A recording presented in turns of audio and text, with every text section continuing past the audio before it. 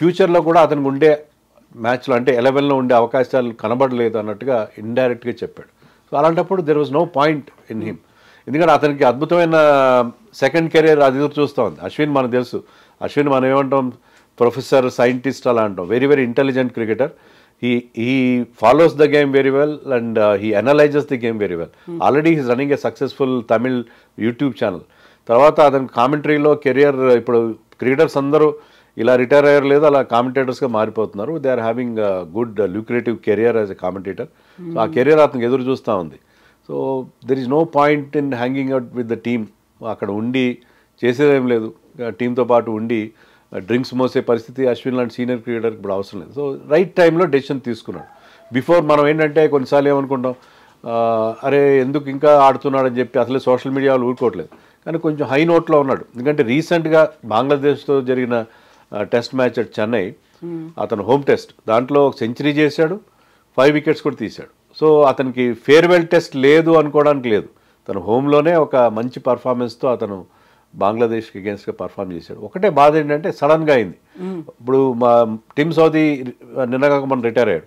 అతనికి ఆ టెస్ట్ మ్యాచ్లో బ్రహ్మాండమైన అతనికి ఫేర్వెల్ లభించింది. సో ఫేర్వెల్ టెస్ట్ మ్యాచ్ అనేది ఉంటే బాగుండేది. అది లేకపోవడం ఒక్కటే కొంచెం ఇబ్బందికరం. సో వెంకటేష్ గారు, ఇప్పుడైతే అశ్విన్ రిటైర్మెంట్ అనౌన్స్ చేసిన తర్వాత బోల్డ్ అంతా ట్రోల్స్ కావచ్చు, అవుట్రేజ్ కావచ్చు, అనాలిసిస్ అనేది సోషల్ మీడియాలో వినిపిస్తోంది. అందులో పర్టికులర్గా గౌతమ్ గంభీర్ మీద, అజిత్ అగార్కర్ మీద కొంతమందిని సేవ్ చేయడానికి ఇన్ని బలి చేశారు, హ్యూమిలియేట్ చేశారు కాబట్టే అనివార్య పరిస్థితుల్లో రిటైర్మెంట్ అనౌన్స్ చేశాడు అనేది. అంటే దీనికి ఎలాంటి ఆధారాలు అయితే లేవండి నాకు తెలిసినంత వరకు. ఒకటి ఉండొచ్చు, అంటే ఇప్పుడు కెప్టెన్ మారినా, టీంకి కెప్టెన్ మారినా, కోచ్ మారినా వాళ్ళ ప్రిఫరెన్సెస్, వాళ్ళ ఇష్టాలు మారుతూ ఉంటాయి. ఇప్పుడు ధోని టైంలో పలాని బౌలర్ని, అమిత్ మిశ్రాని సరిగ్గా ఎంకరేజ్ చేయలేదని, ఇలా కొంతమంది ప్లేయర్స్ మీద ఈ రకమైన ఫీలింగ్స్. ఈవెన్ ఇదే అశ్విన్ అండ్ జడేజాని 2017 ఛాంపియన్స్ ట్రోఫీ మనం పాకిస్తాన్ చేతిలో ఓడిపోయిన తర్వాత వాళ్ళిద్దరిని వన్డే ఫార్మాట్ నుంచి పూర్తిగా తప్పించేశారు, విరాట్ కోహ్లీ అండ్ రవిశాస్త్రి కలిసి. తర్వాత ఒకనొక సందర్భంలో రవిశాస్త్రి అప్పటి కోచ్ కూడా ఏమన్నాడంటే, మాకు out side India Ashwin is not our number 1 bowler, Kuldeep Yadav is our number 1 bowler అని ఇండియా కోచ్ స్వయంగా కూడా ప్రకటించాడు. సో కోచ్ల ఇష్టాలు మారుతూ ఉంటాయి. ఇప్పుడున్న పరిస్థితుల్లో నన్ను అడిగితే ఏంటంటే వాళ్ళని కూడా మనం పూర్తిగా తప్పుపడడానికి లేదు. అజిత్ అగార్కర్ని కానీ, గంభీర్ని కానీ, టీమ్ కెప్టెన్గా ఉన్న రోహిత్ శర్మని. రీసెంట్గా Ashwin figures, Ashwin returns as bowler, అతను వస్తున్న వికెట్ల సంఖ్య గణనీయంగా తగ్గిపోయింది. ముఖ్యంగా మనం న్యూజిలాండ్తో ఆడిన సిరీస్లో అతను పర్ఫామ్ చేయలేదు. న్యూజిలాండ్ టీంలో లెఫ్ట్ హ్యాండర్స్ ఎక్కువ ఉంటారు. Ashwin is always good against left handers. అతనికి వచ్చిన 537 టెస్ట్ వికెట్స్లో ఆల్మోస్ట్ 50% లెఫ్ట్ హ్యాండర్స్ వికెట్స్ ఉన్నాయి. కానీ లెఫ్ట్ హ్యాండర్స్ వికెట్స్ కూడా తీయట్లేదు అతను. ఇప్పుడు కరెంట్ టూర్లో కూడా ట్రావిస్ హెడ్ లాంటి బౌలర్ని అతను అవుట్ చేయలేకపోయాడు, బ్యాట్స్మెన్ అతను అవుట్ చేయలేకపోయాడు. సో అశ్విన్ ప్రతిభ సన్నగిల్లింది అన్న విషయంలో ఎవరికి సందేహం లేదు. Because of age factor 38 years వచ్చినాయి అతనికి, 38 ఇయర్స్ వచ్చినాయి. దానివల్ల అతని ప్రతిభ కాస్త సన్నగిల్లింది అన్న విషయంలో ఎవరికి డౌట్ లేదు. ప్లస్ ఈ పర్టికులర్ టూర్లో మన రిక్వైర్మెంట్ ఏంటంటే మనకి బ్యాటింగ్ ఎవరు టాప్ ఆర్డర్ సరిగ్గా ఆడలేదు, లోయర్ ఆర్డర్ మీద డిపెండ్ అవుతున్నాం. అక్కడ నితీష్ రెడ్డి ఉన్నాడు, జడేజా బాగా బ్యాటింగ్ చేస్తున్నాడు. Washington Sundar is a better batsmen then Ashwin. గతంలో ఇదే ఆస్ట్రేలియా టూర్లో మనం లాస్ట్ టూర్లో ఆడినప్పుడు సిడ్నీ టెస్ట్లో విహారీతో కలిసి 42 ఓవర్ల పాటు బ్రహ్మాండంగా బ్యాటింగ్ చేసి మన టెస్ట్ సేవ్ చేశాడు. కానీ ఓవరాల్గా చూసుకుంటే ఏంటంటే అతను 6 టెస్ట్ సెంచరీలు ఉన్నప్పటికీ కూడా దాంట్లో ఐ థింక్ 5 ఇండియాలోనే వచ్చి, 1 వెస్టిండీస్లో వచ్చింది. అతను సేనా కంట్రీస్లో అంత పెద్ద బ్యాట్స్మెన్ కాదు, allrounder. Is an allrounder. 3500 runs చేశాడు టెస్ట్లో. బట్ ఇవన్నీ ఫ్యాక్టర్స్ తీసుకుంటే అతను టీంలోకి మళ్ళీ ఫిగర్ అయ్యే అవకాశం, 11లోకి వచ్చే అవకాశాలు తక్కువగా ఉన్నాయి. అందుకని అశ్విన్ ఈ నిర్ణయం తీసుకున్నాడు తప్ప ఎలాంటి విషయంలో ఏదైనా ఉందో లేదో తెలియదు మనకి. కానీ ఒక్కటి నేను ఇక్కడ చెప్పదలుచుకుంది ఏంటంటే 2014లో ధోని సడన్గా రిటైర్మెంట్ ప్రకటించినప్పుడు అది ఇంకా చాలా controversial and sensational. Because he was captain then. Captains వదిలేశాడు, టెస్ట్ టీం నుంచి కూడా సడన్గా మిడిల్ ఆఫ్ ది టూర్లో రిటైర్మెంట్ ప్రకటించాడు. అది దానికి కారణం ఏంటో ఇప్పటివరకు ఇండియన్ క్రికెట్లో తెలియదు. తిరిగి 10 ఏళ్ళు అయింది.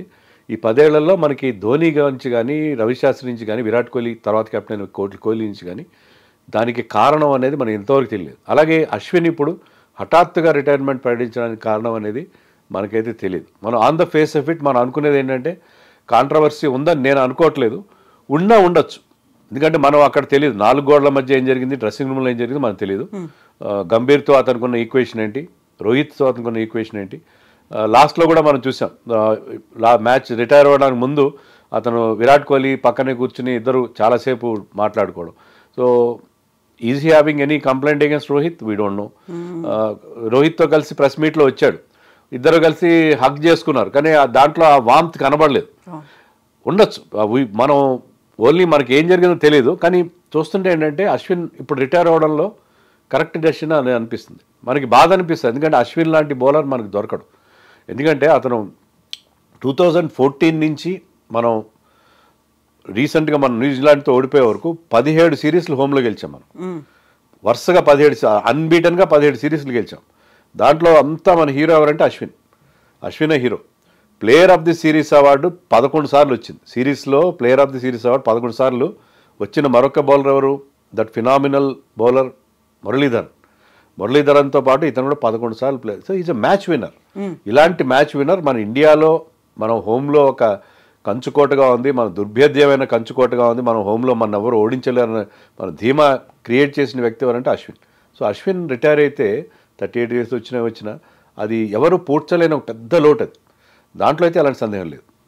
సో ఇప్పుడు ఒక మ్యాచ్ విన్నర్, ఇలాంటి ఒక గ్రేట్ రికార్డ్స్ని క్రియేట్ చేసినటువంటి అశ్విన్ సడన్గా అన్ని ఫార్మాట్స్ నుంచి రిటైర్మెంట్ ప్రకటించడం, అది కూడా వరుసగా జరిగినటువంటి టెస్ట్ మ్యాచ్ల్లో 3 టెస్ట్ మ్యాచ్లు అవుతే అందులో కేవలం ఒక్క దాంట్లోనే ఆయన్ని ఆడించడం, మిగతా 2 ఆడించరు అని తెలిసిన తర్వాత ఇప్పుడు ఎందుకు విరాట్ కోహ్లీనో లేకుంటే రోహిత్ శర్మనో జడేజానో సేవ్ చేయడానికి ఇన్ని బలి చేశారు అనేటువంటి అంత పేర్లతో సహా ఎందుకని అంతగా వినిపిస్తోంది? అంటే ఈ సిరీస్లో మనం ఆడుతున్న తీరులో మీకు మెయిన్గా మనకి ఇబ్బంది ఎక్కడ ఉందంటే బ్యాటింగ్లో ఉంది.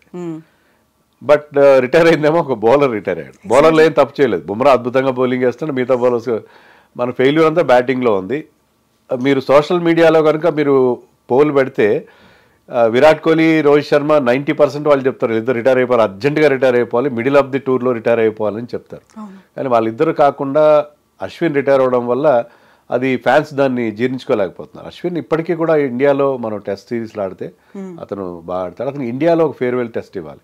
ఎలాగైతే నేను సౌదీ ఎగ్జాంపుల్ చెప్పాను, న్యూజిలాండ్ క్రికెటర్ అతనికి ఇచ్చినట్టుగా ఫేర్వెల్ మ్యాచ్లో అతని ఫ్యామిలీ అందరూ వస్తారు. అతను స్టేడియంలోకి ఎంటర్ అయినప్పుడు కానీ బౌలింగ్ చేసినప్పుడు కానీ అతనికి ఇచ్చే ఓవేషన్ అదంతా వేరే ఉంటుంది. సో ఆ రకమైన ఒక అంత గొప్ప ప్లేయర్కి ఇచ్చుంటే బాగుంటుందని ఖచ్చితంగా ఒక ఆగ్రహావేశాలు వ్యక్తం అవుతున్నాయి. బట్ ఇదేదో వాళ్ళని సేవ్ చేయడం కోసం ఇతన్ని చేశారని అనుకోవడానికి అయితే లేదు. నేను ఒకటే చెప్తాను, నా పర్సనల్ ఫీలింగ్ ఏంటంటే ఓకే ఫామ్ అనేది చాలా మారుతూ ఉంటుంది. విరాట్ కోహ్లీ నిన్నగాక మన సెంచరీ చేశాడు, 10 టెస్ట్లో సెంచరీ చేశాడు, తర్వాత ఫెయిల్ అయ్యాడు. రోహిత్ శర్మ కొద్ది కాలంగా ఫెయిల్ అవుతూ వస్తున్నాడు. కానీ అది టెంపరీ ఫేజ్ కూడా కావచ్చు. మనకి ఇమీడియట్గా రీప్లేస్మెంట్స్ లేవు. అశ్విన్కి ఎలాగైతే రీప్లేస్మెంట్స్ లేవు వీళ్ళకి కూడా లేవు.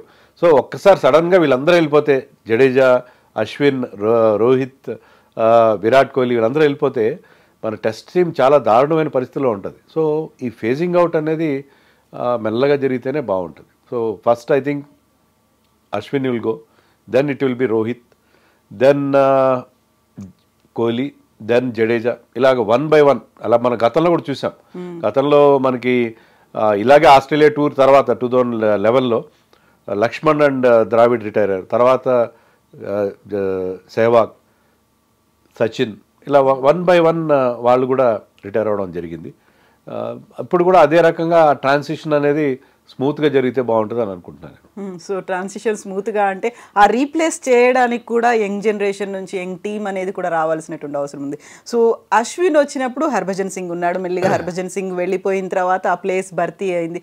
ఇప్పుడు ఎవరున్నారు అంటే ఎవరు కనిపిస్తున్నారు టీంలో? Washington Sundar for a brief while, అంటే మన శాంపుల్ సైజ్ చాలా తక్కువ. అతను ఆడిన 3 టెస్ట్ మ్యాచ్, ముఖ్యంగా ఇండియాలో ఆడిన 2 టెస్ట్ మ్యాచ్లు చాలా ఇంప్రెసివ్గా బౌలింగ్ చేశాడు.